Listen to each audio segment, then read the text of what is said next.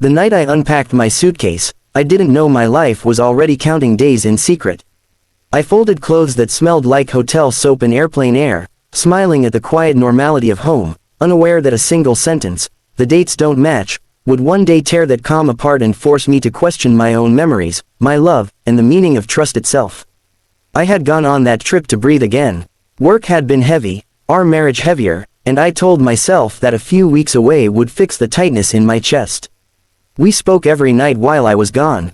He asked what I ate, if I slept well, if I missed him. I said yes to all of it. I meant it too. When I came back, he met me at the door, arms open, familiar, safe. We fell back into routine easily, shared dinners, quiet laughter, the comfort of sleeping beside someone you believe knows you completely. A month later, nausea found me in the mornings. At first, I blamed jet lag that hadn't fully left, then stress, then bad food. The test sat on the sink like an accusation. 2 lines appeared before I could even sit down.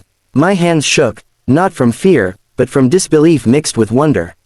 A baby. After years of careful planning and missed timing, life had chosen its own moment.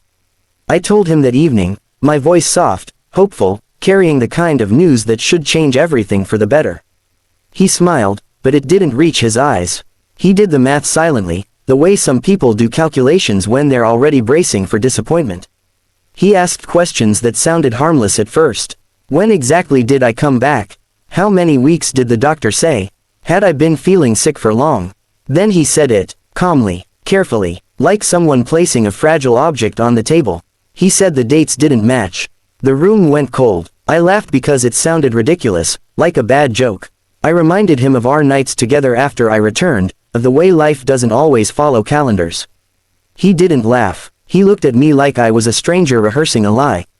That look hurt more than the words. From that moment, everything shifted.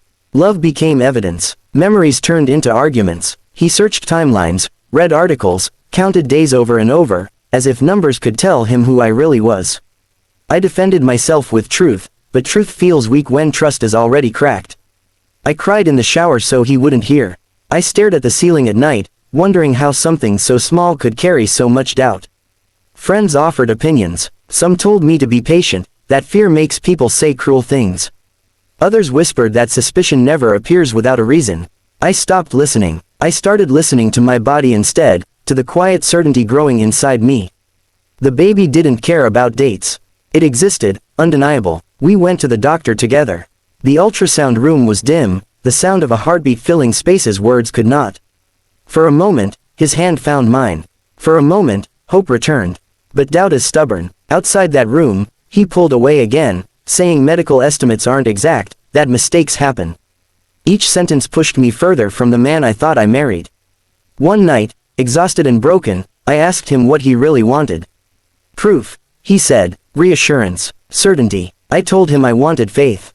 The kind that doesn't need spreadsheets.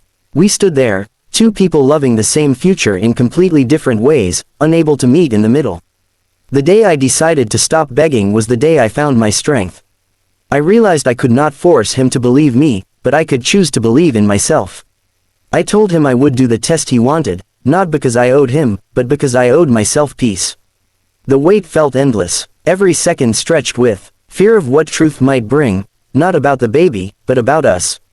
The results came back clear. Undeniable. His child. His dates were wrong, not my honesty. He apologized in fragments, shame breaking his voice. He said fear made him blind. I listened quietly, not because the pain had vanished, but because I had learned something powerful in the silence between us. Trust, once questioned, does not return to its original shape. It grows back differently, if it grows back at all. We chose counseling. We chose hard conversations. Some days were gentle, others reopened wounds. But slowly, he learned that love is not a courtroom, and I learned that strength sometimes means staying, and sometimes means being ready to leave. The baby kicks now, a reminder that life continues even when hearts stumble. I no longer measure my worth by someone else's doubts. I measure it by the courage it took to stand in truth when everything familiar felt uncertain. The dates may not have matched in his mind, but my journey taught me something far greater than numbers, that faith, once tested, can either break you or rebuild you stronger than before, and that choosing yourself is sometimes the most loving act of all.